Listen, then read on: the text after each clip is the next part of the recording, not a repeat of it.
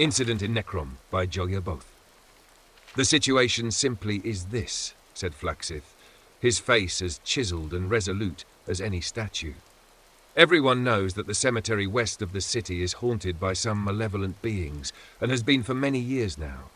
The people have come to accept it. They bury their dead by daylight, and are away before Massa and Secunda have risen and the evil comes forth. The only victims to fall prey to the devils within are the very stupid and the outsiders. It sounds like a natural solution to filtering out the undesirables then, laughed Nitra, a tall, middle-aged woman with cold eyes and thin lips. Where is the gold in saving them? From the temple. They're reopening a new monastery near the cemetery, and they need the land cleansed of evil. They're offering a fortune, so I accepted the assignment with the caveat that I could assemble my own team to split the reward. That's why I've sought you each out. From what I've heard, you, Nitra, are the best bladesman in Morrowind. Nitra smiled her unpleasant best. And you, Osmic, are a renowned burglar, though never once imprisoned. The bald-pated young man stammered as if to refute the charges, before grinning back. I'll get you in where you need to go, but then it's up to you to do what you need to do. I'm no combatter. Anything Nitra and I can't handle, I'm sure Masitha will prove her mettle, Flaxith said, turning to the fourth member of the party. She comes on very good references as a sorceress of great power and skill. Masitha was the picture of innocence, round-faced and wide-eyed. Nitra and Osmic looked at her uncertainly, particularly watching her fearful expressions as Flaxith described the nature of the creatures haunting the cemetery. It was obvious she had never faced any adversary other than man and mer before. If she survived, they thought to themselves, it would be very surprising. As the foursome trudged toward the graveyard at dusk, they took the opportunity to quiz their new teammate. Vampires are filthy creatures, said Nitra. Disease-ridden, you know. They say off to the west, they'll indiscriminately pass on their curse together with a number of other afflictions. They don't do that here so much, but still you don't want to leave their wounds untreated. I take it you know something of the spells of restoration if one of us gets bit. I know a little, but I'm no healer, said Masitha meekly. More of a battle mage? Asked Osmic. I can do a little damage if I'm really close, but I'm not very good at that either. I'm more of an illusionist, technically. Nitra and Osmic looked at one another with naked concern as they reached the gates of the graveyard. There were moving shadows, stray spectres among the wrack and ruins, crumbled paths stacked on top of crumbled paths. It wasn't a maze of a place. It could have been any dilapidated graveyard, but even without looking at the tombstones, it did have one very noticeable feature. Filling the horizon was the mausoleum of a minor Cyrodiilic official from the Second Era. Slightly exotic, but still harmonizing with the Dunmer graves in a complementary style called Decay.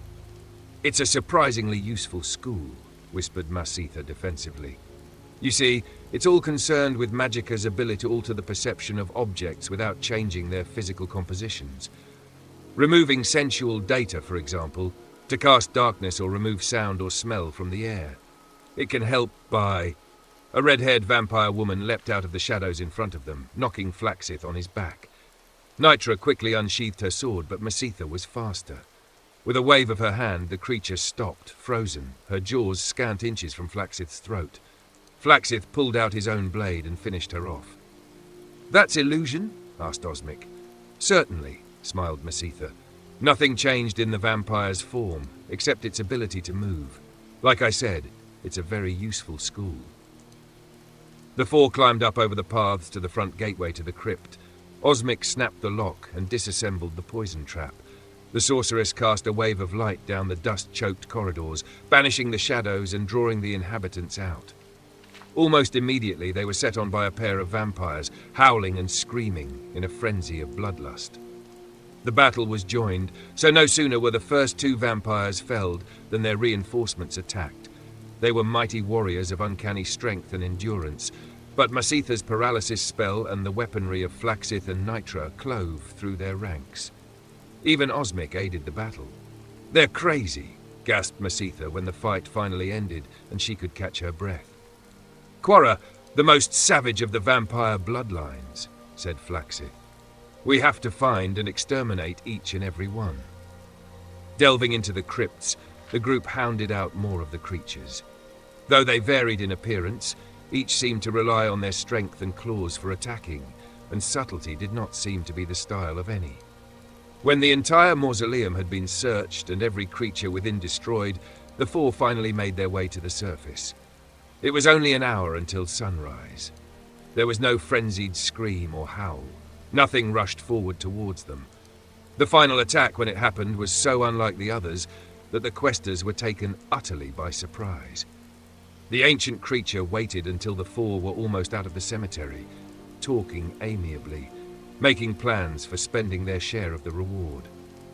He judged carefully who would be the greatest threat, and then launched himself at the sorceress. Had Flaxith not turned his attention back from the gate, she would have been ripped to shreds before she had a chance to scream. The vampire knocked Masitha across a stone, its claws raking across her back, but stopped its assault in order to block a blow from Flaxith's sword. It accomplished this maneuver in its own brutal way by tearing the warrior's arm from its socket. Osmic and Nitra set on it, but they found themselves in a losing battle. Only when Masitha had pulled herself back up from behind the pile of rocks, weak and bleeding, that the fight turned. She cast a magical ball of flame at the creature, which so enraged it that it turned back to her. Nitra saw her opening and took it, beheading the vampire with a stroke of her sword. "So you do know some spells of destruction, like you said," said Nitra, "and a few spells of healing too," she said weakly. "But I can't save Flaxith." The warrior died in the bloody dust before them. The three were quiet as they travelled across the dawn-lit countryside back toward Necrom. Masitha felt the throb of pain on her back intensify as they walked, and then a gradual numbness like ice spread through her body.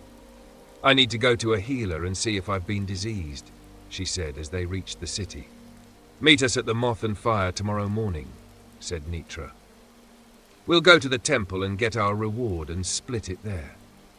3 hours later, Osmic and Nitra sat in their room at the tavern, happily counting and recounting the gold marks. Split 3 ways, it was a very comfortable sum. "What if the healers can't do anything for Masitha?" smiled Osmic dreamily. "Some diseases can be insidious." "Did you hear something in the hall?" asked Nitra quickly, but when she looked, there was no one there. She returned, shutting the door behind her. "I'm sure Masitha will survive if she went straight to the healer. But we could leave tonight with the gold." "Let's have one last drink to our poor sorceress," said Osmic, leading Nitra out of the room toward the stairs down. Nitra laughed. "Those spells of illusion won't help her track us down, as useful as she keeps saying they are. Paralysis, light, silence, not so good when you don't know where to look." They closed the door behind them. "Invisibility is another spell of illusion," said Masitha's disembodied voice. The gold on the table rose in the air and vanished from sight as she slipped it into her purse. The door again opened and closed, and all was silent, until Osmic and Nitra returned a few minutes later.